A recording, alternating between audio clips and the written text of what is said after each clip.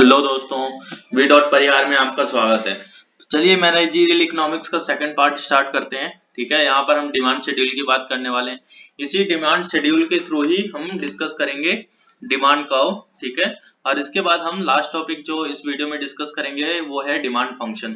तो सबसे पहले देख लेते हैं कि डिमांड शेड्यूल क्या होता है। अगर कोई पूछता है डिमांड शेड्यूल क्या होता है या एग्जाम में आ जाता है, तो सबसे पहले हमें लिखना है डिमांड शेड्यूल। कि डिमांड शेड्यूल एक टेबुलर प्रेजेंटेशन होता है, क्योंकि टेबल के थ्रू ही हम क्या करते हैं, प्रेजेंट करते हैं। और हमेशा इसमें हम क्या शो करते हैं, इनवर्स रिलेशन होता है। इनवर्स रिलेशन होता है किसका, प्राइस का और क्वांटिटी डिमांडेड का। ठीक है, यहाँ पर आप टेबल में देख पा रहे हो। अब देखो डिमांड शेड्यूल जो है ना, बेसिकली डिमांड जो शेड्यूल है वो टू टाइप के होते हैं, इंडिविजुअल डिमांड और मार्केट डिमांड। ठीक है, अब दो तरीके की अगर डिमांड होती है, इंडिविजुअल और मार्केट डिमांड। तो इंडिविजुअल डिमांड क्या होती है, जहां पर हम क्या करते हैं, इंडिविजुअल के बेस पे, सिंगल पर्सन की डिमांड के बेस पे हम देखते हैं या डेटा को रिप्रेजेंट करते हैं। वो जो होता है वो इंडिविजुअल डिमांड शेड्यूल होता है। ठीक है, अब ये देखो एक छोटा सा एग्जांपल ले रखा है यहाँ पर। प्राइस जो है, मान लो प्राइस किसी एक्स गुड का जो प्राइस है और यहाँ पर डिमांड दे रखी है जो कोई एक इंडिविजुअल जो डिमांड करता है। तो सपोज करो जब प्राइस 10 था तो डिमांड कितनी थी, डिमांड 40 थी। ठीक है, 40 यूनिट्स की। और प्राइस जैसे ही मैंने 10 से 30 रुपीस मार्केट में इंक्रीज हो जाता है, तो क्या हो गया, प्राइस जो डिमांड हो गई पर्टिकुलर प्रोडक्ट की वो 40 टू 20 यूनिट हो गई, मतलब कम हो गई 20 यूनिट।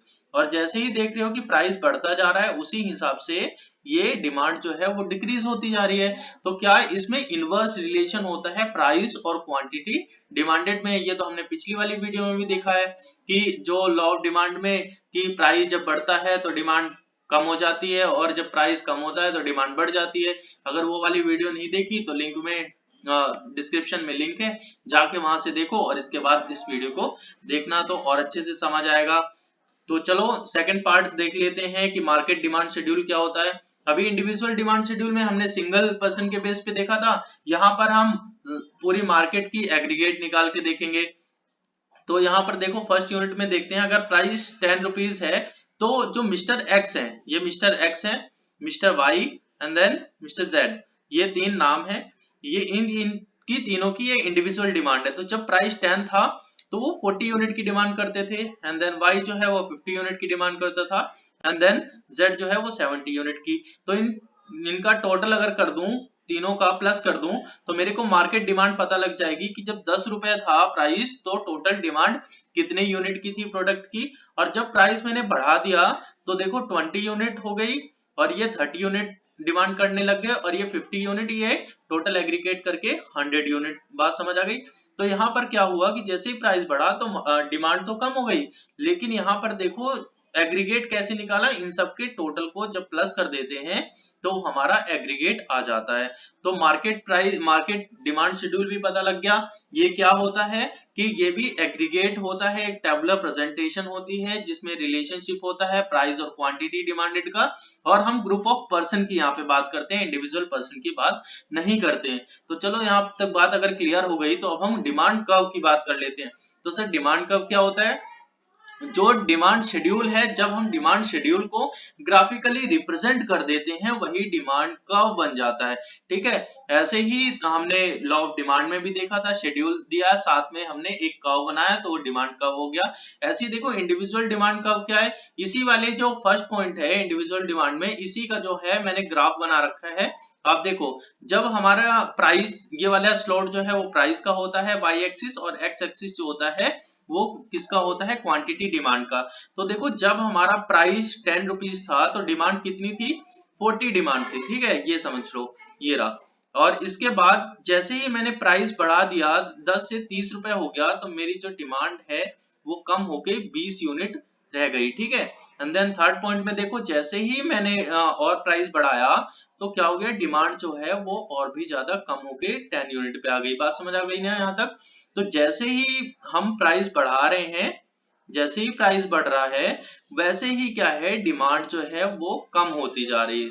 दिख रहा है ना, डिमांड जो है वो कम होती जा रही है।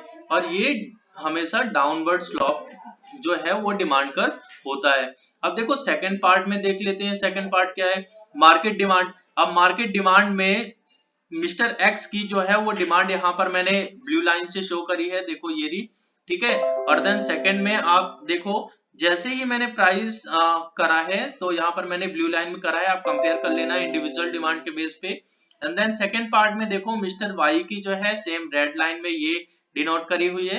एंड देन मिस्टर जेड की जो है वो यहाँ पर ग्रीन लाइन से आपको मैंने डिराइव करा है या शेड्यूल को मैंने फॉर्म करा है, कब को बनाया है। अब बेसिकली सबसे ज्यादा इंपॉर्टेंट काम है इसका, क्योंकि हम मार्केट डिमांड की बात कर रहे हैं, तो इन सभी के जो डिमांड है इनको मैं एग्रीगेट कर दूं तो मेरे को क्या मार्केट डिमांड पता लग जाती है। और देखो सबसे ज्यादा टिल्टेड स्लोप जो है वो डिमांड कर्व का है इनके कंपेयर के बेस पे, कि प्राइस के थोड़ी सी चेंज मतलब प्राइस के चेंज होने की वजह से डिमांड में कितना ज्यादा चेंज आ जाता है, यहाँ पर आप मार्केट डिमांड कर्व में देख सकते हो, क्योंकि यहाँ पर हमने एग्रीगेट की बात करी है और इंडिविजुअल में हम सिंगल पर्सन की बात करते हैं।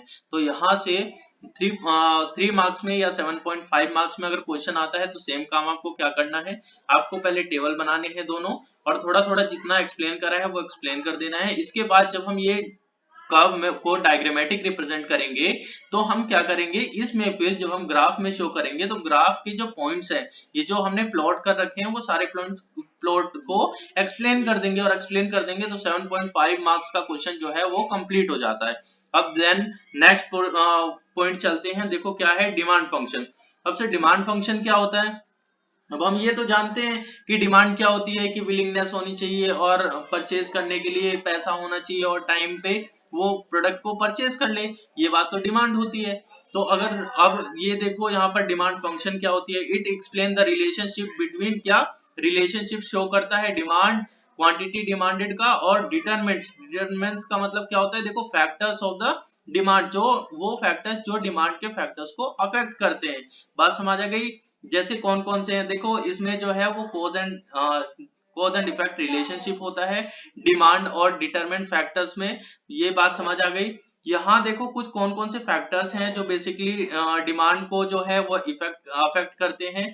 तो सबसे पहला फैक्टर जो है प्राइस ऑफ द कमोडिटी है, एंड देन सेकंड पॉइंट जो है प्राइस रिलेटेड गुड्स है, then income of consumer, taste and preferences, ठीक है। और बहुत सारे ऐसे पॉइंट्स हैं जो मैं आपको अगली वीडियो में डिस्कस करने वाला हूं कि कौन कौन से फैक्टर्स हैं जो अफेक्ट करते हैं डिमांड को, ठीक है। अब देखो ये जो है हमारे पास ये डिमांड फंक्शन है, ठीक है। डिमांड फंक्शन ये जो डीए है ये आप चाहो तो एक जगह लिख लो, क्योंकि ये बहुत ज्यादा इंपॉर्टेंट हो जाता है जब आप लिखते हो तो इसे एक्सप्लेन करना है। तो डीए का जो मतलब होता है वो quantity demanded of the commodity होता है, और ए का मतलब यहाँ पर गिवन टाइम जो होता है वो लिखते हैं, ठीक है। और जो यहाँ पर एफ है, एफ का बोलते हैं जो स्टैंडर्ड फंक्शन होता है, फंक्शन बोलते हैं, ठीक है। एफ का मतलब होता है फंक्शन। देन पीए जो है वो प्राइस ऑफ द कमोडिटी है, ठीक है। एंड देन पीआर का मतलब जो है वो इंडिकेट करता है price related commodity. And then Y का मतलब जो है वो इनकम ऑफ कंज्यूमर है। एंड देन टी का मतलब जो होता है वो standard taste and preferences of the consumer, ये इसके मतलब है, ठीक है। आपको ये चीज चारों पॉइंट को यहाँ पर एक्सप्लेन करना है, थोड़ा थोड़ा लिख देना है कि इनका मतलब क्या है। बस इसमें 3 मार्क्स में ये क्वेश्चन जो है वो कंप्लीट हो जाता है, इससे बड़ा क्वेश्चन नहीं बनता है। थैंक यू वेरी मच, इस वीडियो में बस इतना ही था।